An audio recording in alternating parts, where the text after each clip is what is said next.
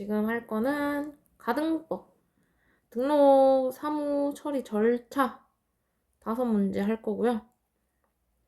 자, 절차 같은 경우는 이제 굉장히 중요합니다. 하지만 가등법 10문제밖에 안 나와가지고 일단 볼게요. 자, 가족관계 등록 신고란 뭐 출생, 혼인, 이혼, 사망 등 가족관계 변동 사실을 국가의 가족관계 등록부에 기록하기 위하여 신고한 절차를 말한다. 가족관계 등록 제도는 개인의 신분관계를 공시하고 가족관계 증명하고 국가의 신분행정 수행을 목적으로 하고 신고는 원칙적으로 신고주의를 취하는데 신고 자체가 신분행위 효력이 발생 요건이 되는 경우 단순히 신분 사실을 공시하는 경우로 구분된다. 자, 이게 뭔 소리냐? 자, 신고 자체 출생을 했어요. 출생 신고를 하죠. 그러면 신분이 생깁니다.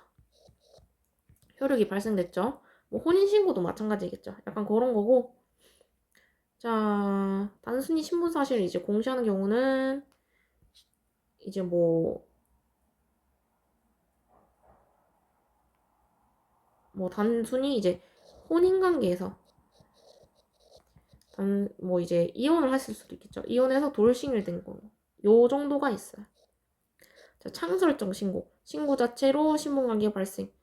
요런 거 있죠. 혼인, 협의 이혼, 입양, 신양자 입양, 뭐 인지. 혼인은 신고함으로써 효력이 발생됩니다. 보고적 신고는 이미 발생한 사실을 등록부에 반영. 제가 반대로 설명해드렸군요. 출생, 사망, 재판상 이혼, 재판상 파양, 재판상 인지. 즉 신분관계는 이미 발생했고 재판으로 이건 이미 확정이 된 거잖아요. 그렇기 때문에 신고는 단순히 기록하는 과정이다.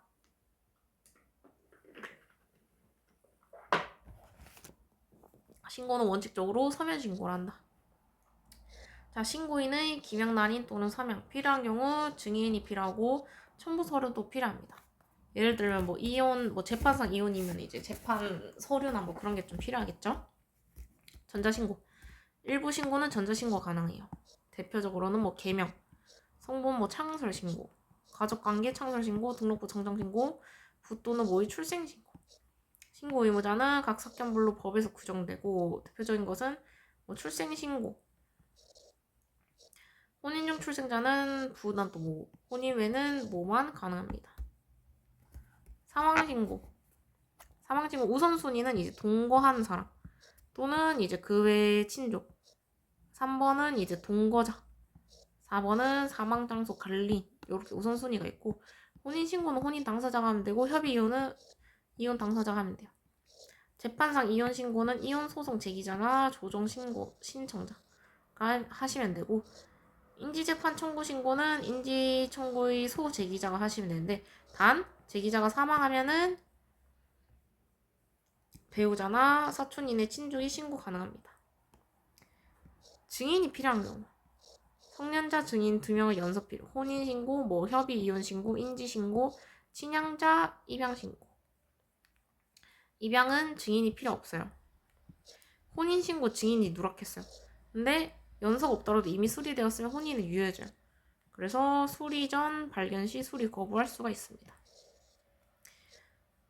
네, 대부분은 이제 누락시키진 않죠. 증인이 없더라도. 신고기간은 대체로 1개월이 많고 기산점은 이제 사실 발생 기준은 출생이랑 사망. 사실 발생 기준이고 인지 기준은 그 사실 안 날. 대표적으로는 뭐 국적 상실 신고, 인지된 태아 사체 분만, 등록 여부 판멸 뭐 이런 것들이 있어요.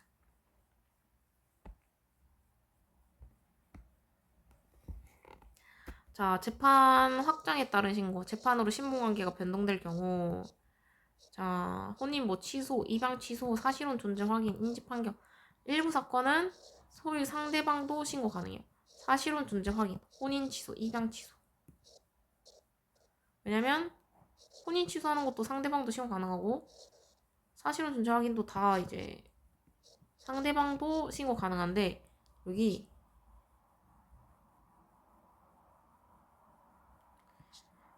인지 판결은 재판 확정 후 신고할 수 있어요. 사실혼 판결과 혼인신고, 사실혼 존재 확인 판결이 확정되더라도 당사자 사망 후 혼인신고 불가해요. 왜냐? 혼인신고할 상대방이 없어졌으니까. 신고 접수 및 심사. 가족관계 등록 공무원은 형식적 심사만 가져요. 뭐 신고권자가 있는지, 신고서 형식은 잘 갖춰졌는지, 첨부 서류가 있는지.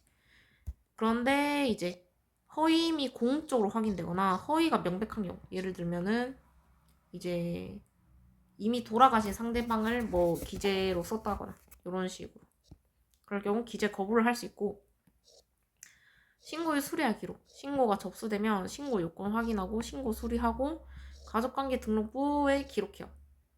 이제 신분행위가 신고주의인 경우 수리 시 효력이 발생합니다. 예를 들면 혼인이랑 협의요. 이거는 이제 신고를 하고 이게 수리되면 효력이 발생하죠. 신고의 보완 및 정정. 신고 내용에 오류가 있으면 등록부 결정하고 추가 기록하고 재판에 의한 정정. 요 세 개가 있어요. 예를 들면 부미정 출생이 있어요. 그러면 일단은 그 아버지가 누군지 모르니까 엄마만 기록하죠. 이후 인지나 재판으로 부를 기록합니다. 대충 확인하시면 되고, 1번부터 볼게요. 자, 괄호 안에 들어갈 말. 법적 상실 신고는 배우자 또는 사촌인의 친족이 다음 괄호 안에 드러날 내용이 그 사실을 안 날인 경우를 모두 고르시면, 이거는 이거 맞죠? 그 사실을 안 날. 아니 그 사실도 모르는데 1개월 이내에 신고할 수가 없잖아요. 인지된 태아가 사체로 분만된 경우에 출생신고 의무자는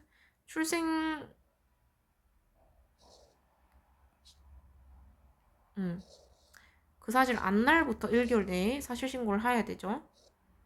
다만 유언 집행자가 신고를 하였을 경우에는 유언 집행자가 그 신고를 해야 된다. 맞죠? 왜냐? 이제 사체로 분만되는데 일단은 태어난 걸로 출생했다고 생각을 할 거 아니에요. 그 다음에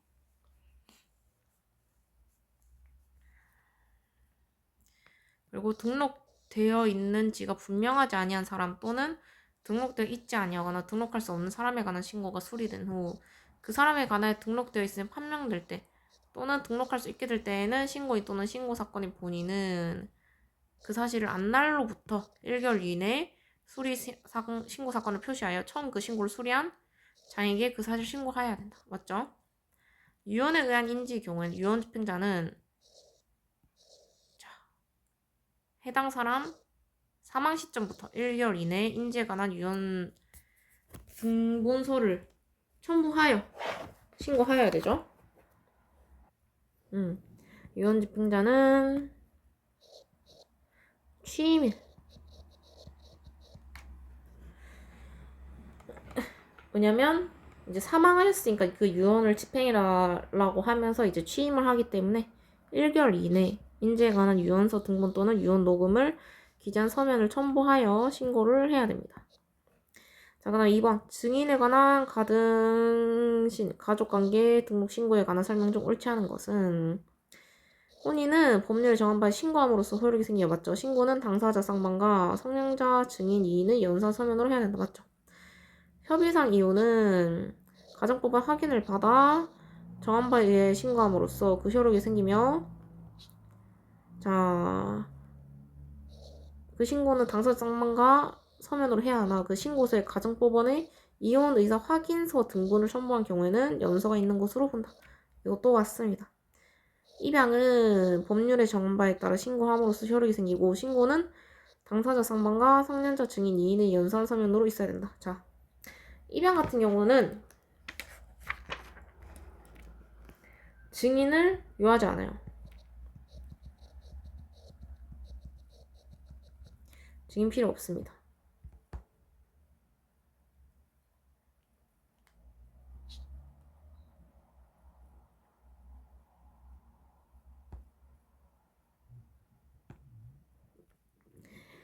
자, 입양은 증인이 필요 없어요. 3번 틀렸고 4번. 증인을 필요한 사건 신고에 있어 증인은 신고서에 증인등록번호 주소를 기재하고 서명하거나 기명날인 해야 된다. 다만 증인이 기명날인 할 수 없을 때는 무인할 수 있고 이 경우 담당 공무원은 본인의 무인임을 증명하는 문구를 기재하고 기명날인 해야 된다. 맞습니다. 혼인신고는 성년자인 증인 2명의 연서가 있어야 수리할 수 있는데 자, 이를 위반하였다 하더라도 취소 사유에 해당하지 않으므로 유효하게 성립된 것이나 수리 당시에 발견하였다면 수리 거부해야 된다. 이것도 맞습니다. 3번 상대방도 신고할 수 있는 경우. 자,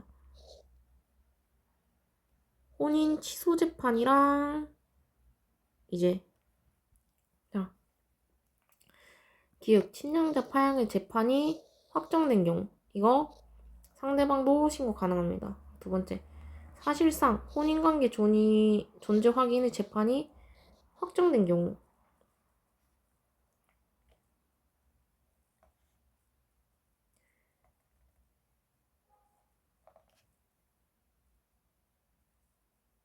자, 이거는 상대방이 신고할 수 없어요.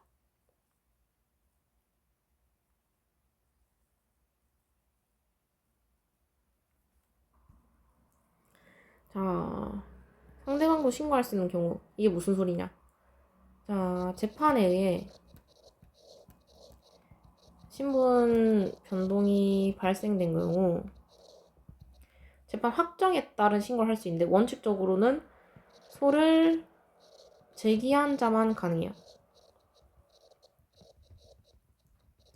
자, 근데 친양자 파양의 재판이 확정된 경우 그러면 일단 친양자 관계가 이제 파양이 났으니까 당연히 양측 다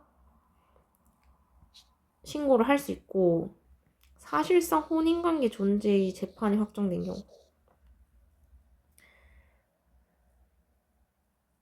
자, 이게 무슨 소리냐? 그러면 A는 우리 혼인 사실상 돼 있다. B는 아니다. 이 소리겠죠. 그래서 B는 신고할 수 없습니다. B는 신고할 수 없고 혼인 취소 재판이 확정된 경우 당연히 둘 다 가능하겠죠. 입양 취소 재판 확정된 경우 이때도 가능합니다. 자,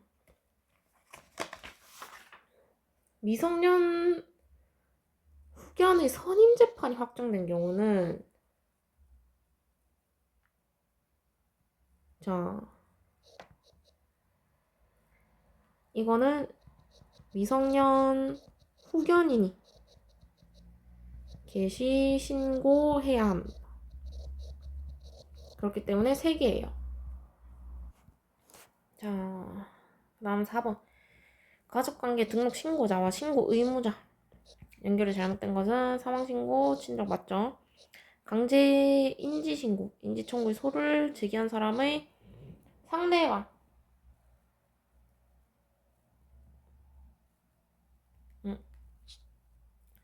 자, 신고 의무자.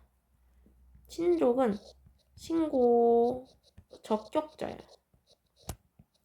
의무자는 동거 친족이 됩니다. 강제인지 신고의 경우는 소 제기한 사람이 의무자가 되고 상대방은 적격자가 돼요. 그 다음에 혼인 중 출생자의 출생신고, 또는 뭐 맞죠? 혼인 후의 출생자는 뭐 맞고 재판상 이혼 신고는 이혼 소송을 제기하거나 조정을 신청한 자. 이거 맞죠? 답 3개입니다. 자, 그 다음 5번. 잘못된 것은 2개죠. 3번이 아니라. 가족관계 등록신고에 대한 옳지 않은 것. 가족관계 기록이 함에 있어서 신고가 형식상 요건을 갖추고 있는 경우에는 기록 절차를 밟고 신고사항이 허위임을 공적으로 확인할 수 있거나 명백한 경우에는 거부할 수 있죠.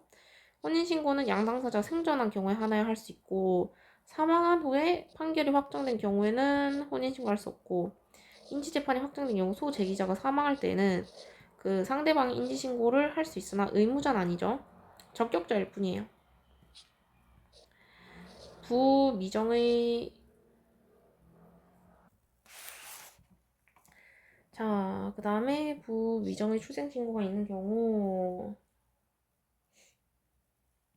일단 가족관계 등록부 출생신고를 기록한 후에 부를 정하는 판결의 확정 후 추후 보완신고에 의하여 부를 기록해야 된다. 자, 이럴 때는 일단 가족관계 등록부 출생신고를 한 후에 이게 아니라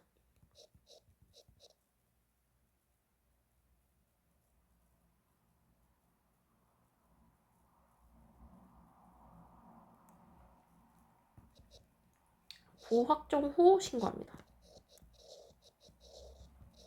후 가족관계 등록부에 기록.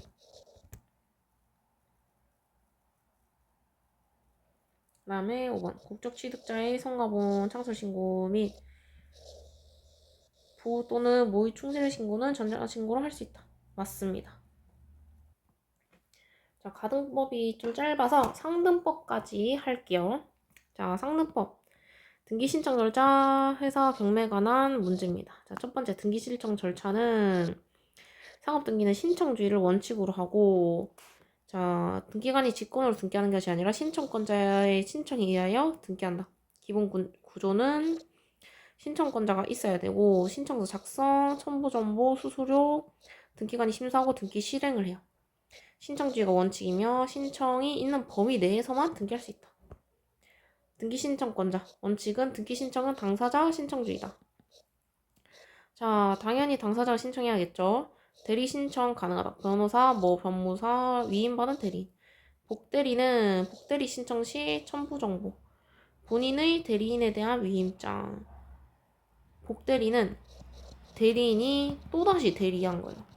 대리인의 복대리인에 대한 위임장. 요게 필요합니다. 자, 회사에 등기된 지배인과 특수법인에 등기된 대리인은 등기 신청권이 있고, 복대리인을 신청하는 경우 본인의 위임장과 복위임장 모두 첨부해야 된다. 등기 신청의 방법. 상업등기 신청 방법은 서면이랑 전자 둘 다 가능하고, 전자신청은 전자등기 시스템을 통해 이루어집니다. 전자신청 특징은 전자증명서 사용, 전자서명 인정, 전자문서 첨부. 자, 법인의 전자증명서 또는 개인의 인증서에 기초한 전자서명은 인감 난이를 묻는다. 왜냐? 인감 난이를 첨부해야 되거든요. 그렇기 때문에 전자는 요걸로 이제 가름해주겠다. 요 소리입니다. 자, 전자증명서. 전자증명서는 전자등기에서 신청인의 동일성과 권한을 확인하기 위한 인증수단이다. 발급 대상은 회사 대표자, 법인 대표자, 지배인, 특수법인, 대리 요렇게 발급해주고요. 등기 기록 내용과 전자증명서 내용이 달라진 경우 전자증명서를 변경 발급받아야 된다. 왜냐, 전자증명서는 이 등기 기록을 바탕으로 하는 거기 때문에.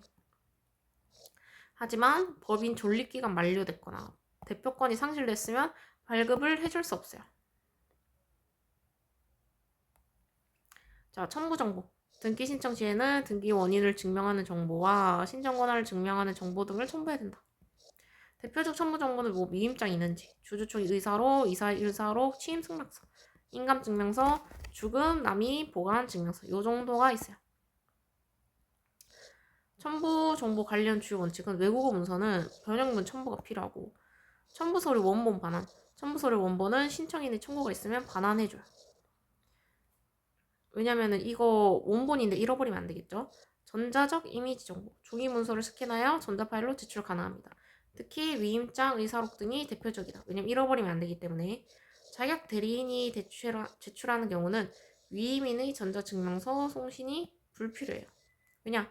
대리 증명서 첨부하죠. 그거 있으면 돼요. 의사록 공증. 다음 의사록은 공증인의 인증이 필요하다. 창립총회, 주주총회, 이사. 단 정관에 의해 설치된 위원회 의사록은 공증 대상이 아니다. 자, 법원 등기 신청 시 첨부되는 총회 또는 이사의 의사록은 공증인이 인정을 받아야 된다. 이 소리가 뭐냐? 자기들끼리 북치고 장구치고 했을 수도 있으니까 공식 증인의 인증을 받아라. 공식적으로 우리가 이거 했음을 인증해라. 요 소리예요. 회사 대표자는 등기소 인감을 제출해야 된다. 맞죠? 회사 상호 대표자 자격이 포함되어 있어야 된다. 대표자 여러 명일 경우 등기 신청한 대표자만 인감 제출하면 되고, 인감 기록 폐쇄는 대표자 자격 없어졌을 때, 인감 폐지 신고, 개인 폐지 신고를 넣었을 때. 수수료는 등기 신청 시 수수료를 납부해야 되고, 하나의 원인으로 여러 사항 변경 시 한 건 등기예요. 하지만 다른 원인이 있다. 그러면 신주 발행으로 여러 사항이 동시에 변경되더라도 한 건의 등기 신청 수수료만 납부한다. 요런 거 한번 쭉쭉쭉 읽어보시면 되고 문제 바로 들어갈게요.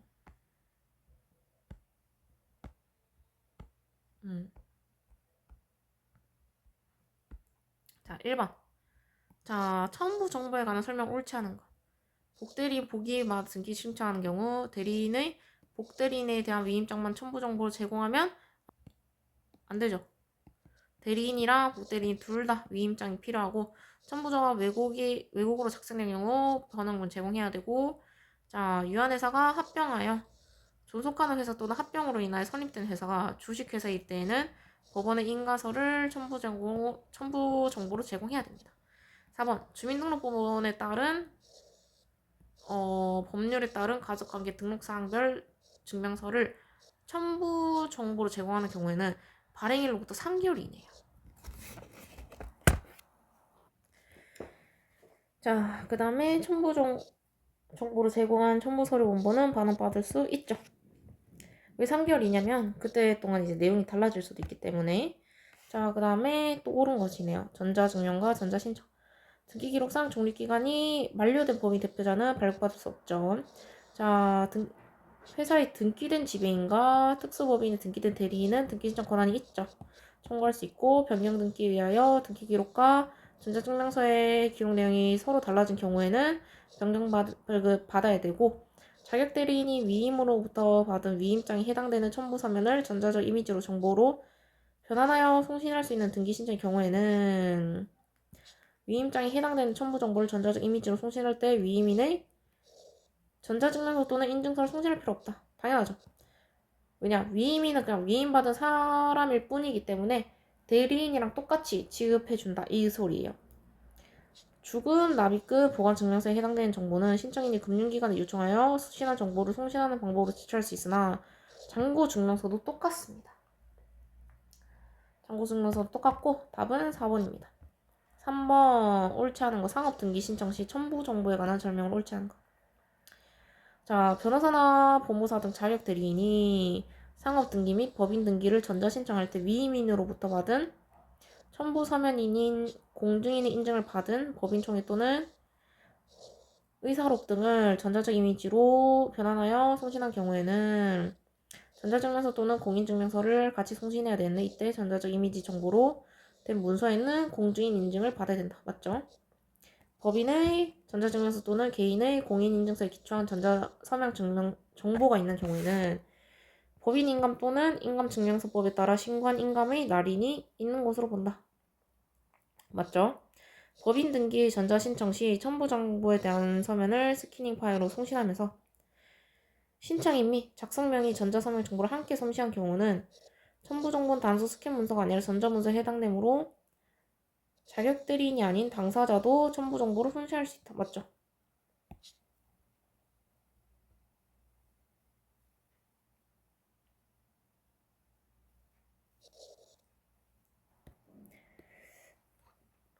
이거 1번부터 틀렸네요. 자, 지금 전자증명서 또는 공인인증서를 함께 송신해야 되는데 이때 어차피 증명서랑 공인인증서를 함께 송신하기 때문에 공증인 인증은 필요 없죠.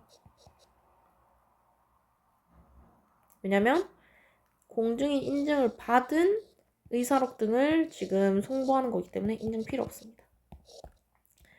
자, 3번도 뭐 읽어보면은 법인의 의사록 인증과 이거 인증은 서류 보관 방법이 다르고 별도로 규정하고 있으므로 법인 등기 신청서에 첨부하여야 할 법인의 총회 또는 의사록의 인증 방법으로는 법인 의사록 인증 방식만 가능하고 사서 증명의 인증 방식으로는 당연히 할 수 없겠죠. 두 개 다르니까. 유통산업발전 대규모 점포를 개설하는 자는 영업을 시작하기 전에 산업통상 자원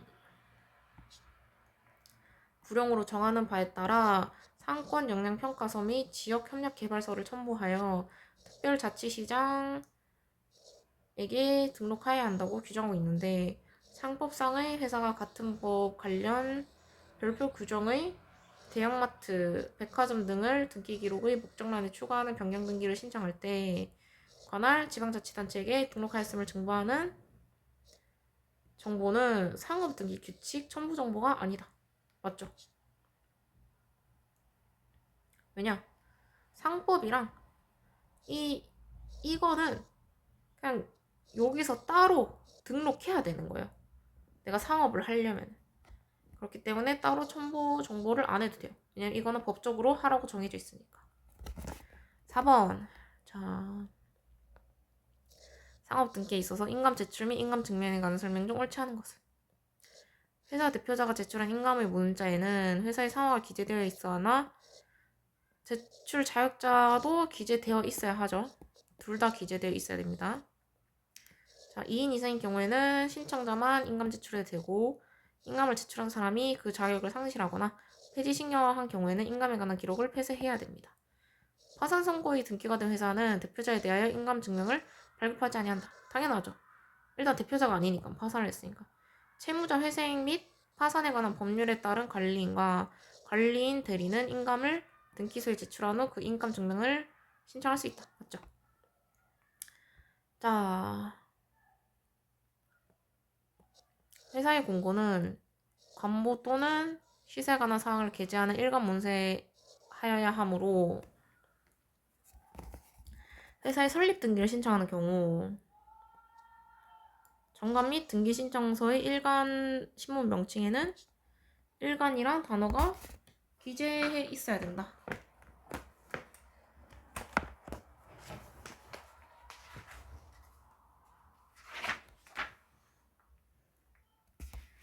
자, 가장 옳은 것이니까 이것도 일단 틀려요. 왜냐? 일간이란 단어가 굳이 뭐 있을 필요는 없어요. 자, 그 다음에 2번.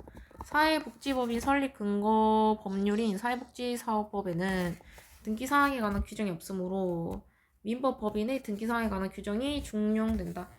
따라서 사회복지법인의 대표이사를 등기할 때는 대표권 제한 규정이 등기사항이다. 이거 아니죠?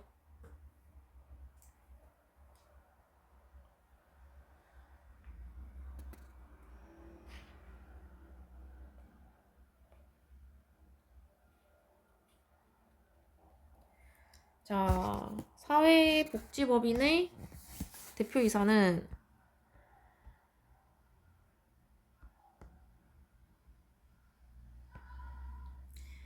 자, 사회복지법의 대표이사는 그 자체로도 단독 대표권이 인정돼요.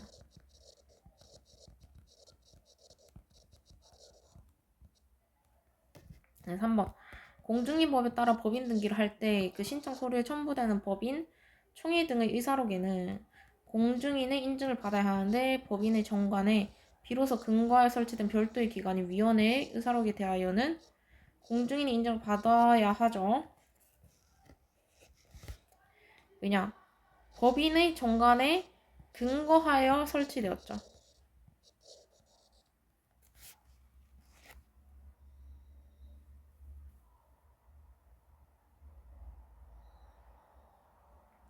그렇기 때문에 인증받아야 됩니다. 그럼 4번. 신주 발행에 의한 변경 등기 신청 시 발행 주시 총수와 그 종류 및 이거를 전부에 대하여 한 건의 등기 신청 수수료를 납부해야 된다. 맞죠? 신주 발행에 의한 변경 등기 신청 시. 왜냐면 원인 똑같고 내용이 많지만 달라지기 때문에 자본금 총액이 10억 원 미만이 주식회사를 발기 설립하는 경우 납입금 보관을 증명하는 정보로 은행 그 밖의 금융기관의 잔고증명서를 제출할 수 있는데 인터넷으로 발급한 잔고증명서 제출할 수 있죠. 2번 회사 경매 상법상 회사 비송사건의 정의와 특징 비송사건은 소송 절차가 아닌 법원의 결정에 의하여 처리되는 사건을 말합니다. 회사의 운영과 안정성과 신속성 확보를 목적으로 하고 적용대상은 주주총회 소집 허가 검사인 선임 직무대행자 선임 및 상무의 행위 허가 주식 액면 미달 발행인가 주식 매도가의 매수가의 결정 신주 발행 무효로 인한 금액 증가 합병 조직 변경 인가 해산 명령 악의 청구 공통특징은 대부분 서면 신청이 원칙이고 법원은 이사 감사 또는 이해관계인의 진술을 청취할 수 있어요. 결정 허가 이해 첨부 할 수 있고 불복 여부 즉시 항고 가능하고 집행정지 효력 여부는 그 어떤 재판에 따라 이제 집행정지할지 나누기 때문에 이것도 구분해야 됩니다. 자, 채권 신청 주체 관할 절차 뭐 주주총회 소집 허가 소수 주주 뭐 3% 이상 6개월 이상 보유해야 되고 절차는 서면 신청 이거는 한번 쭉쭉 읽어볼게요.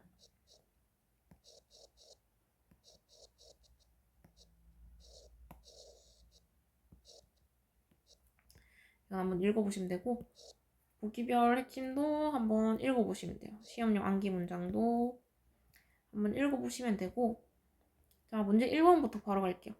가장 옳지 않은 거 법원의 주주총회 소집 허가에 관한 설명 중 옳지 않은 거. 자 주식회사의 본점 소재지 지방법원 합의부가 가능한다. 이거 맞고 소집 허가의 신청은 서면 또는 구술로 하면 구술 아니죠. 법원은 이유를 붙인 결정으로 재판해야 합니다. 자 구술이 아니라 서면이에요. 2번이고 3번 법원이 주주총회를 소집을 허가하면 이해관계인이 청구나 직권으로 선임할 수 있다. 맞죠? 신청을 인용한 재판에 대해서는 불복 신청할 수 없다. 왜냐? 너네들이 신청한 거를 법원이 오케이 이거 허락해주겠다 하면서 재판을 나온 거기 때문에 여기서는 불복할 수 없어요. 법원의 허가를 얻어 소집된 총회에서는 회사의 업무와 재산 상태를 조사하게 하기 위하여 검사인을 선임할 수 있다. 맞죠? 상사 비송 사건, 주식회사의 설립 및 신주 발행에서 검사인의 선임 신청은 서면으로 해야 된다. 맞죠? 자, 직무대행자의 상무 외 행위 허가 신청을 인용한 재판에 대해서는 즉시 항거할 수 없다. 자, 여기서 갈리는데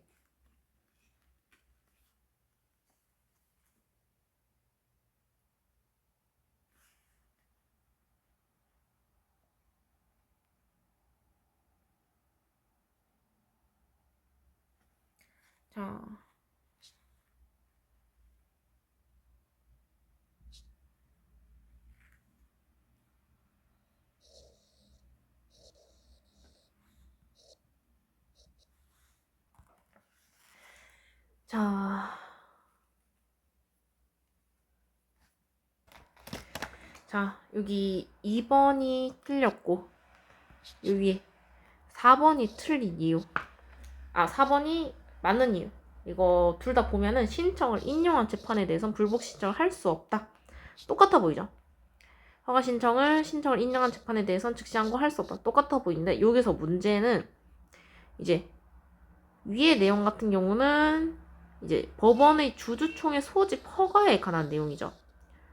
이거는 이제 주주에 관한 내용이고 얘는 직무대행자의 본인 업무 외의 행위의 허가 신청을 인용한 재판에 대해서는 즉시 항고를 할 수 있습니다. 왜냐? 직무대행자인데 직무대행자 업무 외의 행위를 했으니까. 물론 법원에서는 그거를 이제 모르고 처음에는 허가 신청을 해줬지만은 이거는 즉시 항고를 할 수 있어요. 위에 같은 경우는 이제 주주총회 소집 허가 이거의 신청을 인용한 재판에 대해서는 불복 신청할 수 없습니다. 요 차이예요.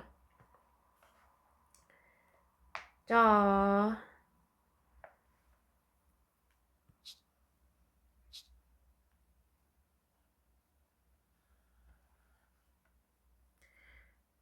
왜냐면 직무대행자의 본인의 이제 상무의 행위를 하려면은 이 사람이 허가 신청을 법원에 받아야 되거든요. 법원에. 이 사람이 받아야 되기 때문에 이 허가 신청을 인용한 재판에 대해서는 즉시 항고를 할 수 있습니다. 요거 두 개 잘 알아두시고 자, 회사의 해산 명령 사건은 본점 소재지 지방법원 합의부가 관할하고 맞죠? 외국회사 영업소 폐쇄 명령 사건은 외국회사 영업소 소재지 지방법원이 관할한다. 자, 결국은 본인들의 본점 왜냐면 외국회사이지만 이제 한국에서의 소재지가 있겠죠. 근데 그건 본점이 아니기 때문에 영업소라고 칭하는 겁니다. 자, 그럼 2번. 유한회사와 주식회사의 합병 인가 신청은, 자, 유한회사랑 주식회사 차이가 뭔지는 나중에 뒤쪽에 구체적으로 할 거고요. 합병을 할 회사의 이사와 감사가 공동으로 신청해야 된다. 자, 합병이죠. 이게 같은 관계에서 합치는 거야. 만약에 합병이 아니라 이제 뭐 인수를 했다. 그러면 인수하는 쪽에서 신청을 하면 되는데, 합병 같은 경우는 같이 공동으로 신청해야 되고, 청산인의 선임 또는 해임의 재판에 대해서는 불복 신청할 수 없습니다. 왜냐? 자, 여기에 청산인을 뭐 선임하거나 해임의 재판에 대해서 불복 신청을 하면은 이제 안정적 청산 절차를 확보할 수가 없어요. 그렇기 때문에 청산인의 선임 또는 해임의 재판에 대해서는 불복 신청을 할 수 없습니다. 왜냐면 불복했다가 만약에 이기면은 이제 앙금을 풀고 청산을 망쳐버릴 수도 있겠죠. 자, 그 다음에 3번. 회사의 비송사건 절차에 대한 옳지 않은 것. 법원이 검사인을 서민한 경우에 회사로 하여금 검사인에게 보수를 지급하게 할 수 있다.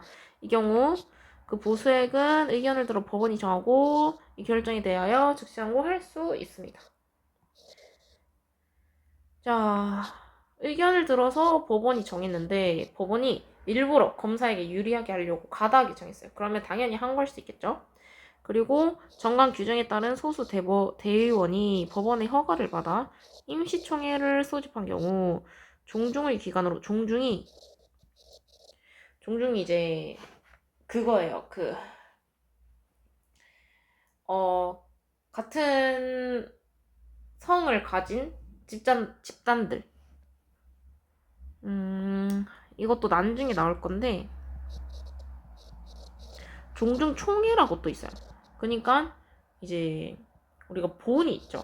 만약에 뭐 성이 김씨면 김의 김씨 이런 사람들을 모아놓은 총회들이 있어요. 그거를 말하는 겁니다. 소집하는 것을 보아야 할 것이고 종중의 대표자라도 위 소수 대의원이 법원의 허가를 받아 소집한 임시총회의 기일과 같은 기일에 다른 임시총회를 소집할 권한은 없다고 볼 수 있다. 당연하죠. 법원이 허가를 했는데 그때 일부러 같은 기일에 다른 총회를 소집한다? 그럼 당연히 안 되겠죠. 법률 또는 정관에서 정한 이사의 원수를 결한 경우에 필요하다고 인정할 때에는 자, 일시 이사의 행할자를 선임하는 재판을 할 수 있고 이 경우 법원은 이사 감사를 진술을 들어야 한다. 뭐 들어야 하지만은 이거를 따를 의무는 없습니다. 한편 법원이 이사와 감사에게 진술할 기회를 부여한 이상 법원은 그 진술 중 의견에 기속되지 않는다. 기속되지 않는다가 그 소리입니다. 진술은 듣지만은 요 의견에 따를 필요는 없다.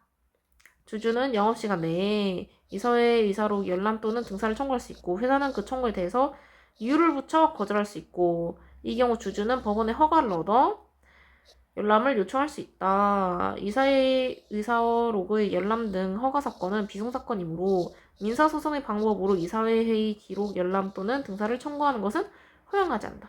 이 소리가 뭐냐? 자, 이거는 상업 등기법이기 때문에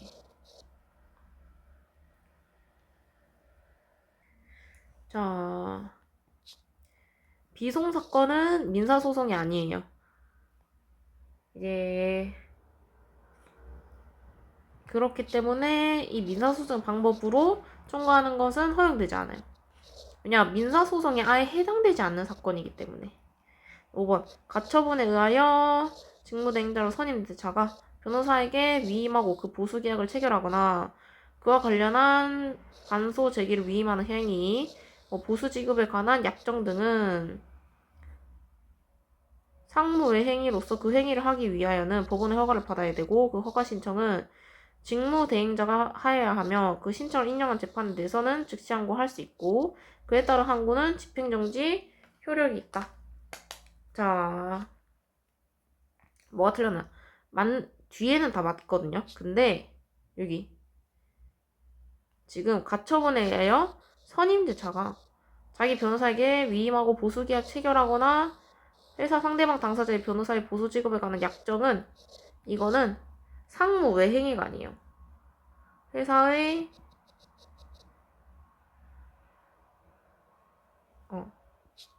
자, 요까지는 회사의 상무 행위고, 그리고 회사 상대방의 약정은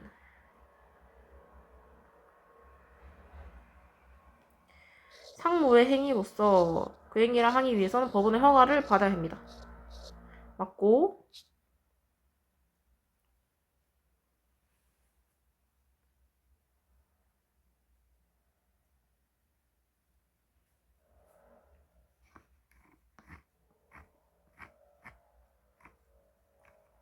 자, 여기서 어떤 부분이 틀렸나요? 이건 말장난인데, 자, 지금 변호사에게 소송 대리를 위임하고 보수 계약을 체결한 거랑 그와 관련한 반소제기를 위임하는 행위, 이거랑 이거는 회사의 상무회의예요. 행위. 그리고 뒤에 이 부분, 상대 당사자의 변호사의 보수 지급에 관한 약정, 이게 상무외 행위예요. 이걸 둘 다 상무외 행위로 묶었기 때문에 5번이 틀린 문장입니다. 자, 그 다음 4번. 항법 386조 2항에 따른 직무대행자 선임 신청 사건 등에 관한 설명 중 옳지 않은 것. 자, 직무대행자 선임 사건은 회사의 본점 소재지 지방법원 합의부가 가라. 맞죠? 자, 선임 신청을 인용한 재판에 대해서는 즉시 항고할 수 없죠. 자, 직무대행자의 선임 신청을 인용한 재판에 대해서는 즉시 항고할 수 없고 상무 외 행위는 가능. 왜냐하면 상무 외 행위를 하기 위해서는 법원의 허가 신청을 받아야 되거든요. 그리고 직무대행자 선임 신청은 이제 신청을 본인들이 한 거잖아요. 그런데 이제 항고를 신청한 거는 이제 나 이 사람 마음에 안 드니까 바꿔줘. 이 소리밖에 안 되기 때문에 즉시 항고를 할 수 없고 3번 직무대행자 선임에 관한 재판을 하는 경우 법원은 진술을 들어야 하며 결정으로서 재판을 해야 된다. 진술을 들었지만 이 진술이 안 먹힐 수도 있기 때문에 이유를 붙여주는 거예요. 이유를 붙인 결정으로서 재판을 해야 한다. 4번 직무대행자의 상무의 행위 허가 신청 인용한 재판에서는 직장거래를 할 수 있고 이는 집행정지 효력이 있습니다.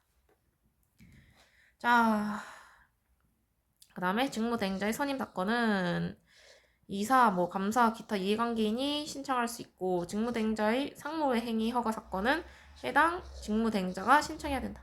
맞습니다. 자, 그 다음에 5번 상사 비송 사건 중 옳지 않은 것. 추신액의 액면 미달 발행의 인가 신청은 서면으로 해야 되고 재판하기 전에 이사 진술 들어야 됩니다. 그 다음에 법원은 결정에 관한 재판을 하기 전에 주주와 매도 청구인 또는 주주와 이사의 진술을 들어야 되고 자, 여러 건의 신청 사건이 동시에 계속 중일 때는 신문과 재판을 병행해야 된다. 이것도 맞아요.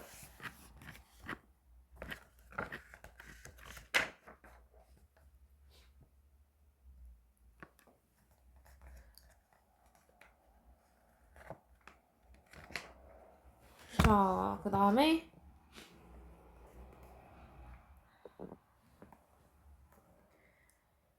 자, 신주의 발행 무효로 하여 신주의 주주가 받을 금액의 증감 신청은 신주 발행 무효 판결이 확정난 날부터 6개월 내에 해야 하고 신문은 위 기간이 경과한 후에만 할 수 있다. 그리고 위 재판은 총 주주에 대해서 효력이 있다. 이것도 맞습니다. 맞고 4번 이해관계인이 악의로 회사의 해산을 명령을 청구할 때 법원은 회사의 청구에 의하여 상당한 담보를 제공할 것을 이해관계인에게 명할 수 있다. 이 경우 법원은 직권으로 이해관계인이 청구가 악의라는 점에 관하여 필요하다는 자 법원이 직권으로 조사를 하는 게 아니라 이제 만약에 소를 제기해요. 자 무조건 직권 조사 아닙니다.